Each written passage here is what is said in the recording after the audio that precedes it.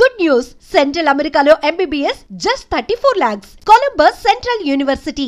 ఒక చిన్న సినిమా ఈ రోజుల్లో రిలీజ్ అయ్యి సెకండ్ వీక్ వెళ్దాం అంటే ఫస్ట్ వీక్ అంటే సెకండ్ వీక్ పెంచుకోవడం ఈ మధ్య కాలంలో ఎప్పుడు చూడలేదు.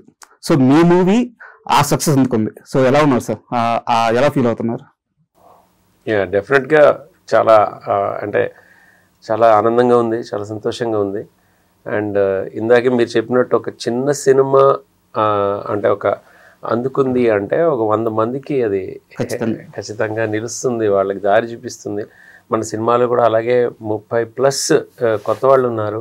అందరూ ఫ్రెష్ ఫేసెస్, అందరూ ఫ్రెష్ ఫేస్లు. తర్వాత కొంతమంది టెక్నీషియన్స్ కూడా అందరూ కొత్త వాళ్ళు. అంతమందికి ఈ సంతోషం అనేది it gets translated into so many household and so many families కదా. సో అది చాలా బాగా అనిపిస్తుంది నాకు as a director. Yes. And మామూలుగా ఇండస్ట్రీలో ఒక టాక్ ఉంటుంది సార్, ఎక్కడన్నా బయటికి వెళ్ళినప్పుడు నీ సొంత బంధువులు ఎలా ఉన్నారు అని నువ్వు అడిగినా అడగకపోయినా ఇండస్ట్రీలో ఒక నిర్మాత కనిపించినప్పుడు ఎలా ఉన్నావని మాత్రం అడుగు అని చెప్పి అంటారు అనమాట.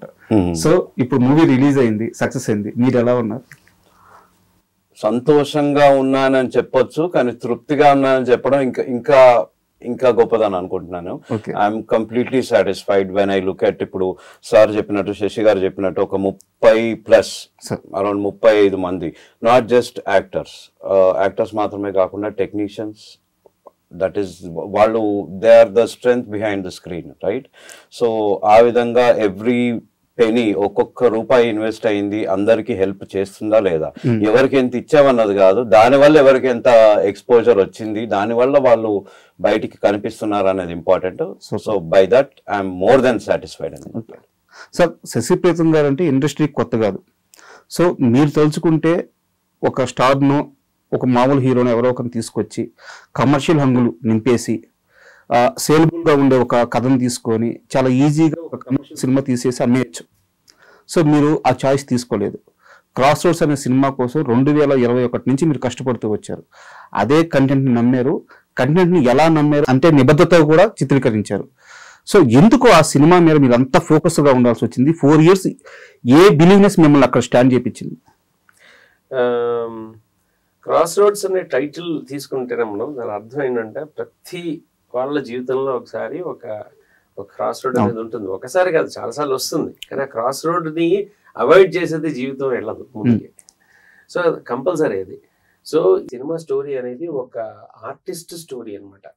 అంటే ఒక సినిమా ఆర్టిస్ట్ కానివ్వండి, ఏ ఆర్ట్లోనైనా ఒక ఆర్టిస్ట్ ఒక ఫీల్డ్లో వచ్చి నిలదొక్కుకోవాలి అంటే చాలా అవాంతరాలు ఉంటాయి, చాలా ఎన్నో దాటుకుంటూ రావాల్సిన ఒక పెద్ద సముద్రం లాంటిది. ఆ సముద్రాన్ని ఈదడం అనేది అంత ఈజీ కాదు. సో అటువంటి దాని మీద బేస్ అయిన స్టోరీ ఇది. సో అందుకనే it was very very important. ఇంకోటి ఏంటంటే మీరన్నట్టు ఒక స్టార్ని ఎవరైనా అప్రోచ్ చేస్తే బాగుంటుంది, డెఫినెట్గా బాగుంటుంది. కానీ మేబీ ఎక్కడో నాకు ఆ రియాలిటీ మిస్ అవుతుందేమో అని అది ఒక కొత్త ఆర్టిస్ట్ ని తీసుకుని చేస్తేనే సో కథలో సింక్ అవుతుంది. క్యారెక్టర్ అనేది ఆ యాక్టర్ క్యారెక్టర్ ఇద్దరు సింక్ అయిపోతారు. అంటే ఆ ఛాన్స్ కోసం వెయిట్ చేస్తున్న యాక్టర్ ని తీసుకొచ్చి ఆ ఛాన్స్ కోసం వెయిట్ చేస్తున్న క్యారెక్టర్ మ్యారీ చేస్తే అది ఎక్కడో ఆ రియాలిటీ ఉంటుందనే ఒక దీంతో చేసాను. అందుకనే అందరూ కొత్త వాళ్ళని పెట్టుకున్నాక మరి దాన్ని రిలీజ్ చేయాలంటే అంత ఈజీ కాదు. ఎగ్జాక్ట్లీ. సో అందుకని అంత పట్టుదలతో దాన్ని కేవలం దాంట్లో ఎవరైనా పేరు ఉన్న వాళ్ళు, ఎవరైనా ఇండస్ట్రీకి సంబంధించిన వాళ్ళు ఎవరైనా అంటే నేను తప్పిస్తే సో ఒక్క మనిషి మీద ఆ భారం వేసుకోవాల్సి వచ్చింది. మొత్తం ఆ బర్డెన్ అంతా వేసుకుని అదంతా ముందుకు తీసుకెళ్ళామంటే కొంచెం అది కష్టమైంది నాకు కూడా. సో ఎన్నో అప్స్ అండ్ డౌన్స్ వచ్చాయి నాకు కూడా. ఒకసారి సినిమా చూశాను, మళ్ళీ ఒకసారి ఎందుకో నాకు ఐ ఫెల్ట్ మళ్ళీ లేదేమో రీవర్క్ చేస్తే బెటర్, ఎక్కడైనా ఏమైనా మిస్ అవుతామో. మనం ఒక చిన్న మిస్ కూడా కొడితే వాళ్ళకి లైఫ్ లాంగ్ ఒక అది స్మాష్ అయిపోతుంది వాళ్ళకి. అంటే ఇక రావాల్సిన వాడు మొదటిదే వాడిది ఫెయిల్ అయిందంటే ఇంకా వాడి కోసం ఎప్పుడు చూడటం వాడికేసి. సో ఇట్ ఈస్ అసలు మామూలుగా కాదంటే ఒక నైట్ మేర్ అయిపోయింది ఈ 3 years కూడా. ఏంటంటే ఇది కరెక్ట్ గా చెయ్యాలి, అది చేసాక కరెక్ట్ గా రిలీజ్ చేయాలి. సో దీన్ని 2022లో నేను ఫస్ట్ ఒక వర్షన్ ఎప్పుడైతే రెడీ అయిందో సినిమా, దాన్ని ఏమనుకున్నాను ఎంతో, మీరు చూడండి పెద్ద పెద్ద ప్రోడక్ట్లు కూడా ఏం చేస్తారంటే R&D అని చేసేసి వాళ్ళు ఒక ప్రోడక్ట్ చేసే ముందు ఆడిని టెస్టింగ్ చేస్తారు, లేదా కొన్ని శాంపుల్స్ తీసుకెళ్ళి కొంతమందికి వాడమని ఇస్తారు, అన్ని చేస్తారు. సో అలా ఎందుకు చేయకూడదు? అలా చేసినప్పుడు నాకు ఏమైనా ఉంటే తెలుస్తుంది కదా, డైరెక్ట్ గా ఆడియన్స్ రివ్యూ తీసుకుని ఇంకేమైనా ఉంటే మనం చేద్దాం కదా అని కొన్ని ఫెస్టివల్స్ కి పంపించాను. కొంత ఆడియన్స్ స్క్రీనింగ్ కూడా చేసాము.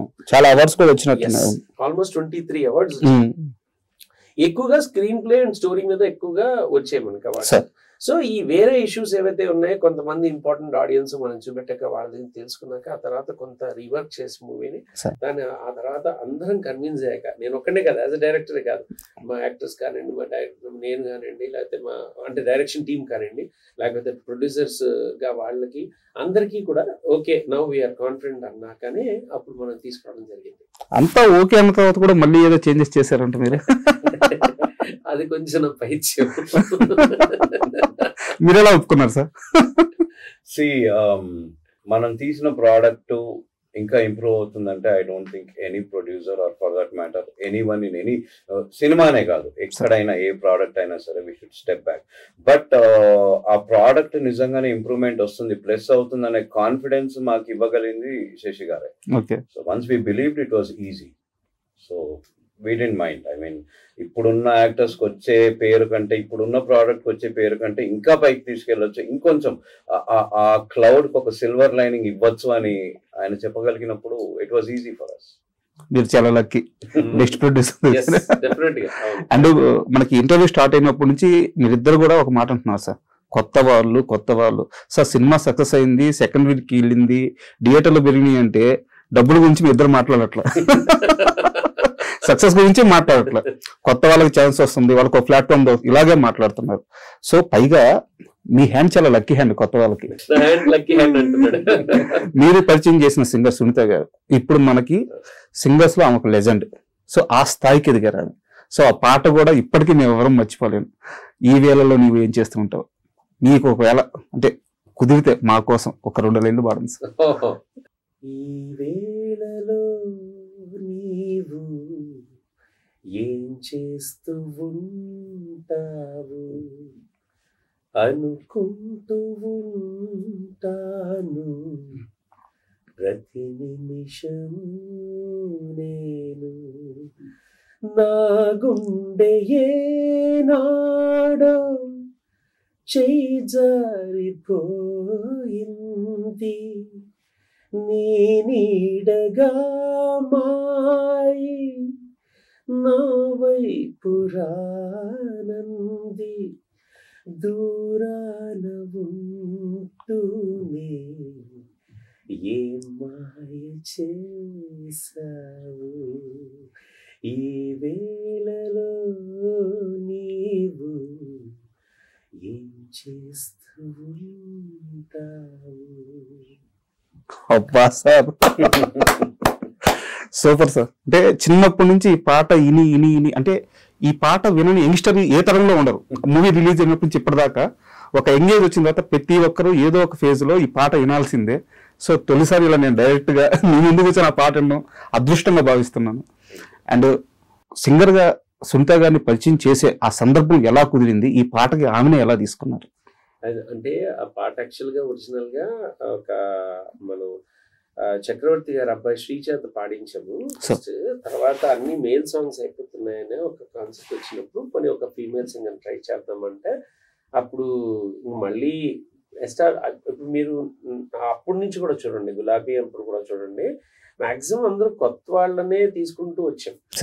అప్పుడు కూడా అంటే నేను కొత్త వాడిని, నాకు ఫస్ట్ టైం కంపోజర్ గా, కానీ మరి సింగర్స్ కూడా యాక్చువల్గా ఈ అమ్మాయి కాదండి, సునీతనే కాదు, దాంట్లో ఆ బీట్ ఇన్ మై హార్ట్ పాడిన అమ్మాయి ఒక గాయత్రి రావు, గాయత్రి అయ్యర్, సారీ రావు కాదు, గాయత్రి అయ్యర్. ఆ అమ్మాయి కూడా ఆమెకి అది ఫస్టే, అది అంటే అంతకుముందు ఏదో ఆల్బమ్ మీద పాడింది హిందీలో బాంబేలో, అక్కడి నుంచి వచ్చి ఫస్ట్ టైం ఆమె పాడారు.